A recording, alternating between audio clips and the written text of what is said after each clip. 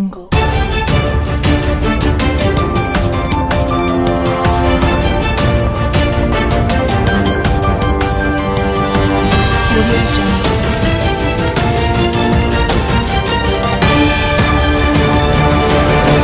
శనివారం కర్నూలులో ఆయన మీడియాతో మాట్లాడుతూ రాష్ట్రంలో వికలాంగులు పెద్ద పెద్ద చదువులు చదువుకొని ఉద్యోగాలు లేక తీవ్ర ఇబ్బందులు పడుతున్నారని, ఉమ్మడి ప్రభుత్వం ఏపీలో మొత్తం 3800 మంది డీలర్ షాపులు మన ఏపీ ప్రభుత్వం విడుదల చేసింది. ఆ డీలర్ షాపులు మా వికలాంగులకే కేటాయించాలని మన ఏపీ సీఎం చంద్రబాబుకు విజ్ఞప్తి చేశారు. రాష్ట్రంలో దివ్యాంగులు పెద్ద చదువులు చదువుకొని రోడ్లపైన భిక్షాటన చేసే పరిస్థితి వచ్చింది. అందువల్ల కనీసం మా వికలాంగులకు ఈ డీలర్షిప్లైనా కేటాయిస్తే కనీసం జీవనమన్నా కొనసాగుతుందని కోరుచున్నామని అన్నారు. ప్రతి మండలంలో, ప్రతి గ్రామాల్లో ఎక్కడ ఖాళీగా ఉన్నాయో వాటిని సర్వే చేయించి మా వికలాంగులకే డీలర్ షాపులు కేటాయించాలని కోరారు. రాష్ట్రంలో వికలాంగుల పరిస్థితి దారుణంగా ఉందని అన్నారు.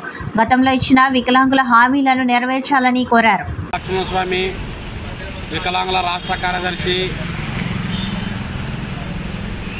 మా వికలాంగులు చాలామంది పెద్ద పెద్ద చదువులు చదువుకొని రోడ్లపైన జాబులు లేక భిక్షాటన చేసే పరిస్థితి వచ్చింది. కాబట్టి మన AP CM Nara Chandrababu Naidu sir గారు ఒక వారం కిందట 3800 డీలర్ షాపులు విడుదల చేశాడు. ఆ డీలర్ షాపుల్లో ఫస్ట్ ప్రాధాన్యత మా వికలాంగులకే కేటాయించాలని సీఎం గారిని కోరుతున్నాను. అదేవిధంగా పెళ్లిళ్ళు చేసుకున్న ఇంకా మా తల్లిదండ్రుల మీద ఆధారపడుతున్నాము. తినడానికి తిండి లేక రోడ్లపైన, బస్ స్టాపులలో, రైల్వే స్టేషన్లో భిక్షాటన చేసే పరిస్థితి ఇప్పటికీ ఉంది. ఇప్పటికైనా సీఎం నారా చంద్రబాబు నాయుడు సార్ గారు మా వికలాంగుల మీద దయ ఉంచి నెలసరి జీవనం కోసము 35 కేజీల అంత్యోదయ కార్డు ఇవ్వాలని కోరుతున్నాను. అదేవిధంగా 2017 సంవత్సరంలో ఇదే ఇప్పుడున్న టీడీ ప్రభుత్వమే, ఇప్పుడున్న సీఎం నారా చంద్రబాబు నాయుడు గారే మా వికలాంగులకు హాస్టల్ కావాలంటే కట్టించినాడు.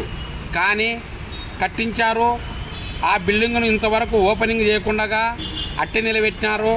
సార్ దయచేసి మీ చేతుల మీదుగా దాన్ని ఓపెనింగ్ చేసి మాకు హాస్టల్గా కాకుండా దాన్ని హోమ్స్గా ఏర్పాటు చేయాలని సీఎం సార్ గారి పాదాభివందనాలను వేడుకుంటున్నాను. అదేవిధంగా 2016 వికలాంగుల చట్టాన్ని కూడా అమలు చేయాలి.